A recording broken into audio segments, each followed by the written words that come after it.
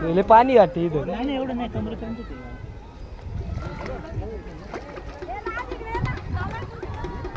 नाही त्यांच्या घरी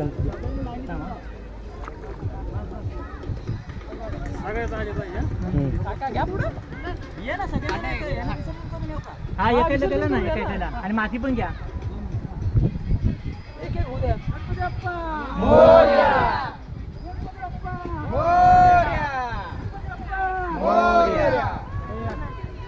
दगडापेक्षा चांगलं